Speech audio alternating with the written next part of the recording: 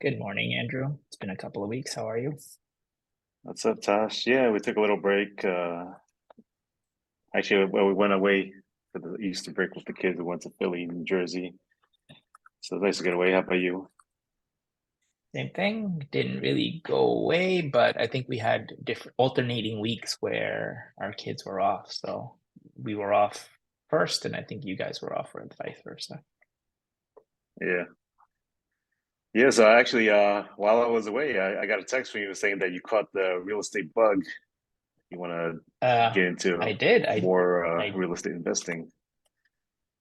so um, the bug really is related to my tenant is changing, and my management company said, "Hey, listen, we can list it, but we think it should be this price now, which is, significantly higher than the current price." So the market has gone up where I own it. And we had two applicants that, applied for it immediately. So obviously there's demand. And so it got me thinking, hey, this is not just managing itself, it's actually earning decent money. Then I was calculating, I'm like, oh, if I had maybe three more of these properties of this caliber, I could probably just not work because it would, compensate for my salary, type of thing.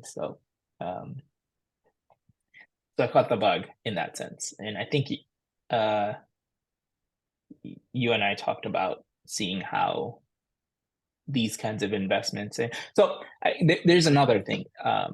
Sometimes people do it by themselves, but we do have a few friends that have done it or go into partnerships to do it. Maybe we can touch base on what are the benefits or the drawbacks that might have with Right. doing it somebody obviously you trust as a business, etc. So do you mind getting into like some of the numbers or like more Yeah, no, like sure. I mean, so my mortgage is fixed, right? So it's 1,800. I was making like 2,600 in rent. Management company keeps okay. 10%, so that's about 260.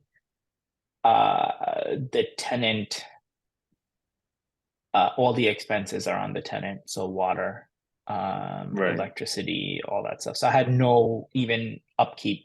I just had to pay No, the even like HOA. snow plowing and lawn mowing and all that stuff, right? That's part of the HOA, They so I paid the HOA. The HOA is something I eat.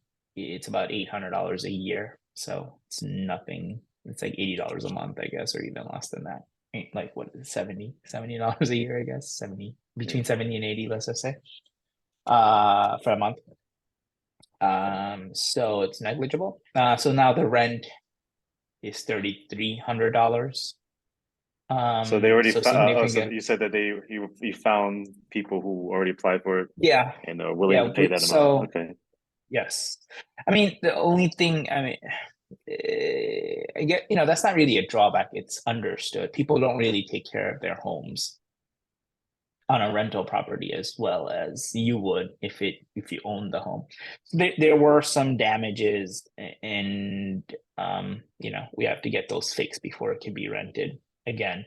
And obviously you lose some time between when the tenant moves and you can repair the damages. But if you have a good management company, they have the vendors and the contracts to kind of get if you're far away from home. But if you are a DIYer, I guess you can attempt to do this. Like if I was nearby it, maybe I would have done some other things myself, like rented a carpet shampooer at Home Depot and done it. Maybe. I don't know. I don't know how much the cost is, but Did the property we management do have company give you an estimate of not yet because how the much it would tenant cost? hasn't Okay. moved out. The tenant will Okay. move out soon. I think Friday is when they're moving out. They have, I guess, till the end of the month, technically, but I think when they drop off the keys, the person is going to go and evaluate fully and get the vendors to go in to kind of estimate. And then as quickly as I can make the decision to do whatever I want to do, they can start working on it. But it's cabinets that need tightening, um, carpet that needs shampooing, spot painting on certain walls, or certain walls being needing to repaint, etc. If there's any moisture, kind of figuring out why, and kind of, I guess, treating the source as well as repainting the areas, Right. etc. What do you do? I mean, I know you've owned property longer than me. Is this standard damages? I presume that's what the Yeah. management company said. Yeah, nothing looks really extraordinary. So Right. And also I think the tenant class that you have, you're renting it out for 2,600 now, maybe right. 3,300. So definitely a different tenant class. Because my tenants are usually the one in Kansas City where they were like 800 to 1,000, and same with Buffalo around 1,000 to 1,200. So I feel like when you get to the higher end market, I guess it's still rental, but the type of tenant that you have is probably, they keep Mhm. in a decent condition. And the other thing is, I guess for the people who don't know, this is it's a new development, right? New Yeah, construction. yeah. It was new So I guess, construction. We lived in it for a year before we moved right. away and moved somewhere else. So right. So that's the other thing. I So was pretty new, not yeah, less repairs, I guess, generally. yeah, right. Like no appliance repairs, etc. So that's good in that sense, because those are the high ticket items that need, repair, I guess. Do you how often do you need to paint or repaint? Do you I have a think sense? usually, I guess when there's a turnover, when somebody, I guess, leaves, generally, most likely you're gonna have to Do you do a patch up full stuff, repaint paint. of every sinking, or just you're talking I about don't, like I don't certain think so. No, walls I here think and this, yeah, certain ones that are, I guess, scratched up and there? Yeah, has to be right. So in they decent just condition basically when they go were in, rented. and do you have a vendor that you work, or somebody you work with, or you have a management company that basically handles this, Yeah, the I use a safety? management company. They have their handyman, so I just pay them and they do it. But actually the last one there was kind of a longer turnaround time, but that was partly my fault. I was kind of busy focusing on the Airbnb property, and it took a while to turn over the property, and then that was kind of a few months wasted in rent, I guess. And then also there is I don't know what your management company charges, but mine usually charges about 1 month to 1 month's Yeah. rent to lease up, right? Is that what Yes. they charge A you? release Okay, is 1 month. Release is 1 month. If the current tenant goes beyond 3 years, there's a 1 month fee. Um, it's not like they will indefinitely not charge you that 1 month. Um, right, so I think there's that there. right. So speaking of Airbnb, the ones that you put on Airbnb, what made you decide Airbnb versus a full-time tenant? Yeah, so definitely the Airbnb, it seems very lucrative. Basically, like for one of my properties, one day they rented out for one day, it's like $100. Versus if I rented out for the whole month, it would be like 1,000 to $1,200. So basically in 10 days, the gross revenue would be the same as an entire month. So the money is definitely good. I mean, winter times it's slower, but then in summertime it makes up for it because it charges even more than $100 a night in the peak season.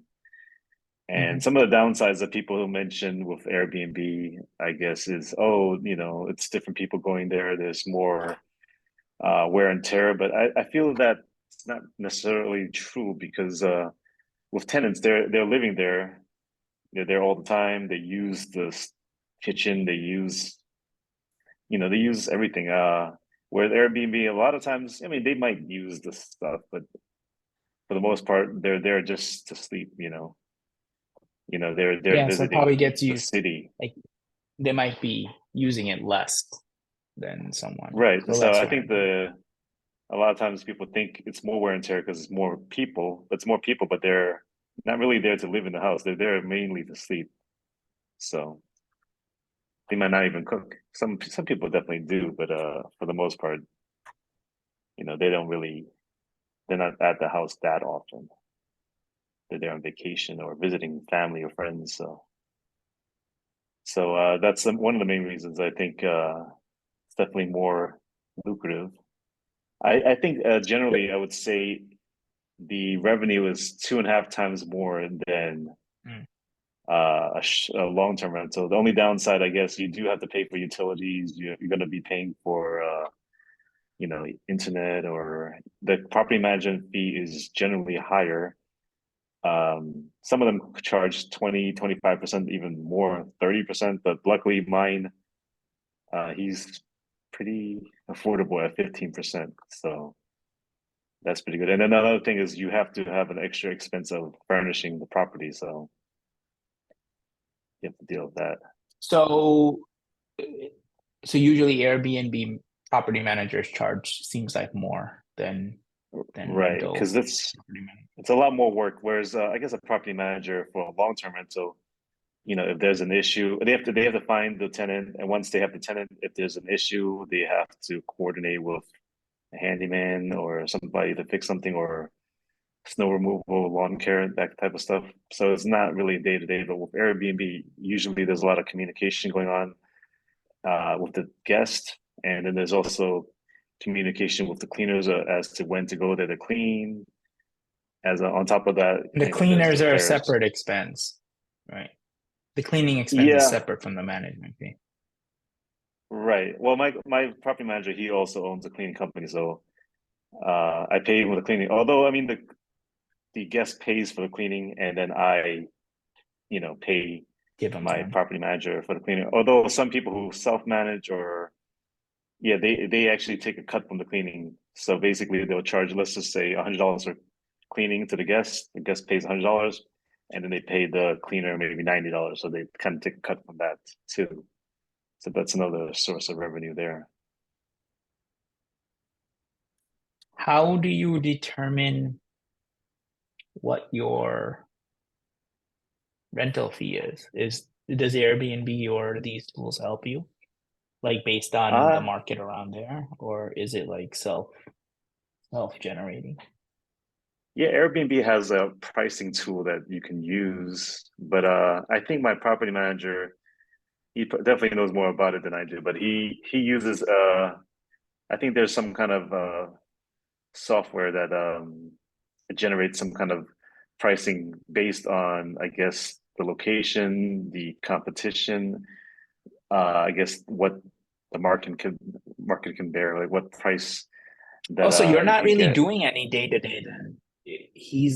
Your property manager is the one that's basically tracking who's applying to stay and whether it's free or not, and basically approving them Right. and It's communicating definitely with them. So you're yeah, it's mostly passive. He handles most of the stuff.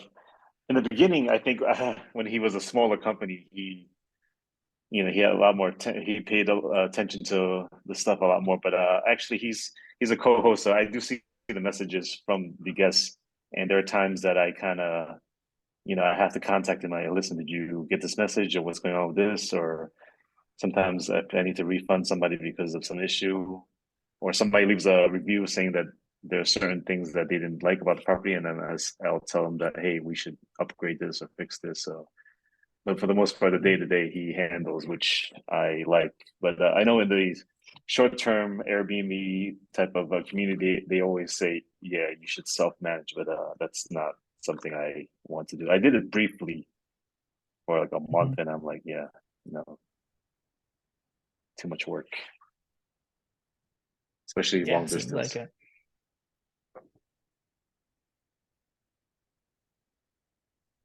Oh, any other cons that you can think of? I mean, there's definitely the I mean, cons where, there's also certain places you can't do Airbnb, right? Like it's not legal. So, right. like depending on For sure, jurisdiction.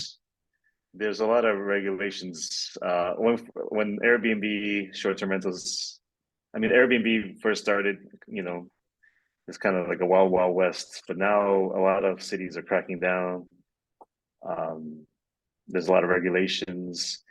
The one I have in Niagara Falls, I went through, and also the one suburb in Buffalo, I went through an application process. An inspector went to see the property to make sure it's in good condition. And another well, the one in Niagara Falls actually after I got the permit, sometime after that, the I think the city council banned um, Airbnbs in that neighborhood, and they only allowed it in like the downtown area. But since I already had the permit, they kind of grandfathered me in, which lucky for me, that helps because I guess there's not much competition because I guess nobody new can apply for a permit there. But I guess there's a possibility that I guess if they take away the permit, I would be in trouble because I'd have to Does the permit rent it only long expire? term. I think it's renewable. It's every maybe 2 years. I have to pay like a fee and then they renew it, but they'll Oh, but the allow me to renewal keep it. will, because you are grandfathered in, the renewal will be Right, approved. It's not like, well, at the next right, renewal, we'll reject you because we're not allowing this. I mean, right. That's my understanding. And actually, there's some risk because that property in Niagara Falls actually I did get the permit, and at one point there was somebody threw a party, and the cops are called. mhm. So It goes there's on your that risk record. that I'm not sure exactly what happened. I mean, the cops are called, but nobody really contacted me saying that there was that they would revoke my permit. But I mean, there was always that chance. So I guess screening the guests, you know, is important too. I know my property manager, he kind of frowns on like local guests. Usually people are there on vacation. Like if you live there, Yeah, that why are makes you sense. renting it I've out? heard that before. So Yeah, that makes right. sense. Um, right. So he's the one that does the screening. So do you know if he Right. somebody applies, does he automatically does he speak to them first before approving, or how does that work? Like I how does think for the he most part, if they have reviews, positive reviews from other hosts, Mm-mm-mm. it's What if they're brand it's new? okay. Like a brand new, like I've never Airbnb, but let's say the first one that I do or something, like I have no reviews or whatever. I'm just starting out. I'm not exactly sure his process, but I think generally the conversation, if it seems like if they ask normal questions or if he asks them a question, what's the purpose of your visit? Which, Mm-hmm. usually, answer would be, oh, I'm just visiting family or I'm visiting the Niagara Falls area or I'm going Right. to see my child at the university there nearby. Mm-hmm. For whatever reason, I guess sometimes people will have a very vague or shady answer and then he'll kind of ask more questions, and if they don't really respond or they give some vague answer, he'll just If you reject someone, do you have to give cause to Airbnb? Do you know? yes, I think they do in their algorithms. My understanding is they do you know dock you for rejecting people. And then also there's, I think, in the beginning of years ago, you can see the profile of the person. I think now you can see the profile. I think they blocked the picture because they don't want any, like, racism. So they don't want you to see the Mhm. person's picture and say, "Hey, we're not going to allow this person in because of their ethnicity." So I think the Airbnb has implemented those rules. So you can generally, yeah, they're pretty strict. So a lot of people, a lot of hosts, I guess, they don't. That's one con of Airbnb. They seem more guest centric. They take the guest side, like even when there are disputes as to cleanings or once the guest has arrived and they have complaints. I know a lot of hosts, they feel like they take the side of the guests. So Mhm. That's like the landlord versus the tenant yeah, yeah. issue personified, I guess, into that. All right, cool. Makes sense. Anything else? Have you ever converted something to be an Airbnb or took something off of Airbnb? And what was the reason, if so? Not actually. There was one property that I bought for the purpose of renting as Airbnb, and then I was about to furnish it, but then I decided to just rent it long term. And this was because my closing was in March of 2020, and that was the beginning of the pandemic, you know, Mm-hmm. shutdowns and stuff. So I was like, yeah, there's not gonna be any travel, and there wasn't Hmm. for months. So luckily, I didn't buy any furniture yet, and then we just rented that out long term. But And also for me, is that still rental now, or did you convert it back to an Airbnb or not renew the lease or something? yeah, I just left it as a long term rental because there were already tenants there, and then also the city of Buffalo also started to implement more rules. So Mm-hmm. I figured I'd just keep it as a long term rental. But also for my market, I guess I feel like I can kind of have that option, like you said, to either convert it to a long term rental or have it as a short term rental because I feel like you can still, you know, make money doing either. But there are some markets where I guess that wouldn't work. Like maybe a vacation market like Miami. I guess if you rent it long term, you probably wouldn't make as much as yeah, short term. But I know that there's regulations in Miami too. I don't know exactly know that market, but there's certain vacation markets. I know Smoky Mountains. Long term rentals don't really do that well there. Most people go there to the cabins for like vacation or something. That's where the money Yeah. is. So I guess, yeah. So if you're specifically looking for Airbnb, there are probably some markets that work better than others. Right. Cool. I know you and I talked about doing some real estate business, and I guess I will be learning on how to search for property and all this Airbnb things. Yeah, because you mentioned And earlier that one of our friends he has a partner, but I think they were buying like a apartment. They have an apartment building in Kentucky or something. It's like 30 units or something. And you'd think that it's a lot, but I think it was like $1 million or something, which is a lot, but not for an apartment building. But I think right. for like a bigger type of investment, it kind of makes sense. Um, the thing with the partnership, I think we kind of talked briefly about that.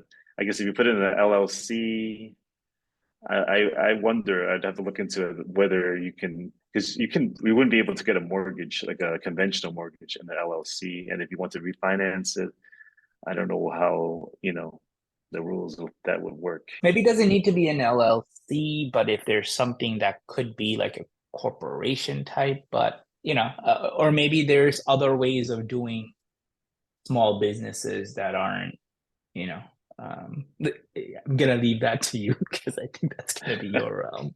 Um, uh, and it's also worth like, what is the purpose? Like, you'd obviously want the ability to be Airbnbable as well as a long-term rental. You wouldn't want to go to a place that kind of becomes adverse to Airbnb, and now you have to sell or something or whatnot. But you kind of mentioned all the steps, and I think as I learned, we can make some videos on all the steps that you took because I know we talked about it, but we didn't actually show people looking at each one of these steps in detail and the thoughts behind it. So I think some of the shows could be us kind of looking through it, potential properties and kind of talking Yeah, through them, walking people through the steps. I think that might be beneficial, for the viewers. right. I think we'll do that for long terms and short term rentals. What do you think your strategy? Like, what would you want to do? Would you do long term rentals or short term rentals, or do you? I honestly, I think it's a good to have a mix. I'm gonna look at it as a stock portfolio. Like, you don't want to be in a short-term rental as everything that you do, because certain places, like you said, it makes sense because it's a vacation area, you make more money. In certain places, it might be very different, or it might be very seasonal. So if it's very Right, definitely. seasonal, you might have a very high rate of non-occupancy for a very extended period of time, where I think if my choice would be kind of doing an analysis on, hey, if a long-term rental brings in about one times or 1 point, less than a certain amount, normally, then it's better to just be in a long-term rental, because you don't have to deal with the fluctuations. Because if it's near the same revenue, why risk it? Right. Where you have a steady flow. And if it isn't, then it makes sense to put it in a short-term rental, because there's a big difference. I think most small businesses fail because they don't have a constant revenue. If that fluctuations, it's hard to um, have a sense of confidence, as well as expenses that you might have. So I think the best way to look at it is how much more do you make on a short-term rental in that area, uh, before you decide on, hey, it should be a short-term rental or not. And so, and I don't know how to do that research before actually stepping into it, right? So you kind of want to do the best that you can to guesstimate or make the best decision. But I would think if you're making between 0.8 and 1.3 times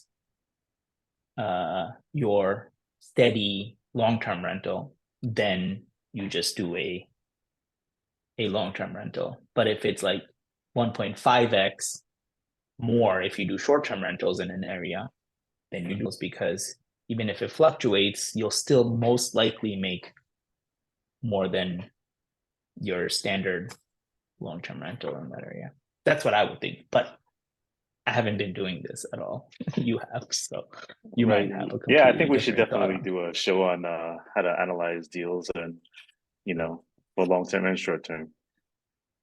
Do you think that since you doing pretty well with your the Delaware property, do you think it's you would want to buy there or some other location or I Yeah, I mean, uh, Delaware.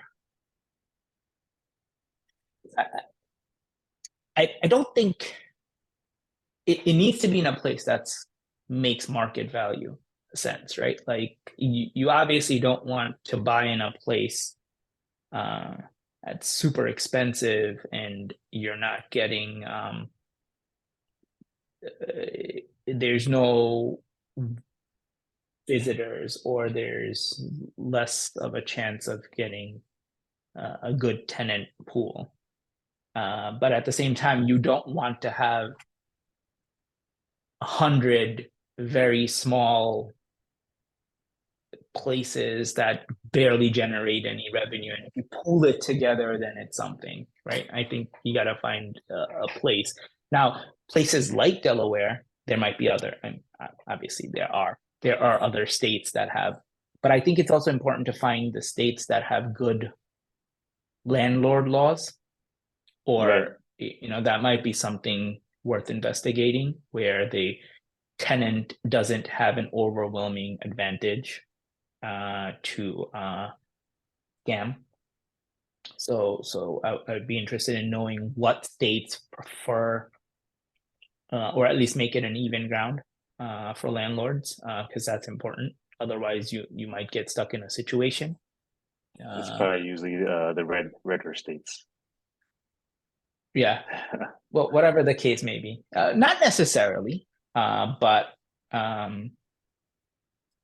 that's worth kind of figuring out.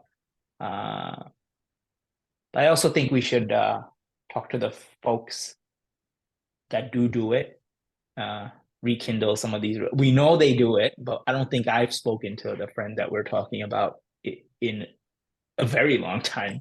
Over 10 years perhaps.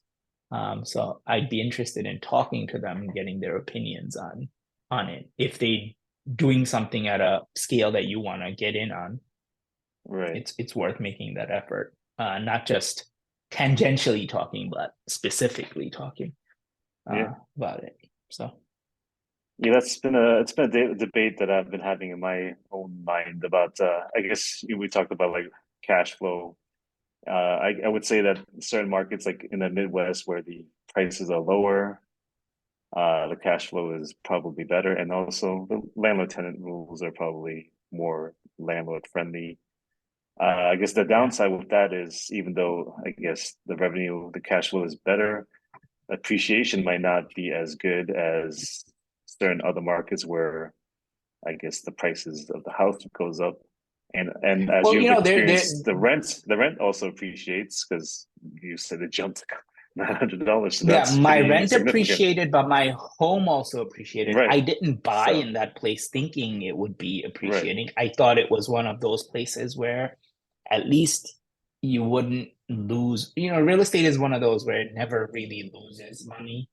Like values of places is rare, from my understanding, that it goes down in value. It keeps the value. So it's one of those assets that at least maintains value.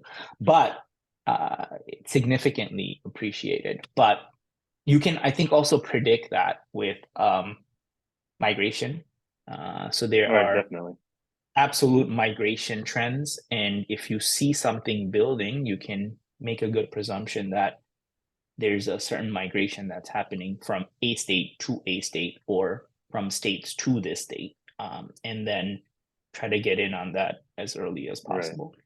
And even to the specific Um, neighborhoods within that city or state.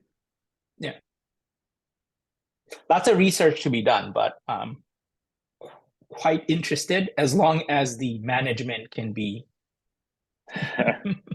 kind of put on a management company, because I am not interested in getting phone calls, because until I can quit my job, I can't quit my job.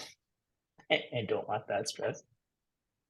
And honestly, I think having management is better if you want to scale because you don't want to Yeah, focus on the day to day. If you focus on the day to day, you won't be yeah. able to buy more properties. I think when it's one of those where how valuable is your time, and a lot of people, it's difficult because if you're starting out, you're not making much revenue, and you don't have the ability perhaps to hire a management company. But when you do, your time is valuable in the sense that now you can figure out the next steps or figure out something else that you can do.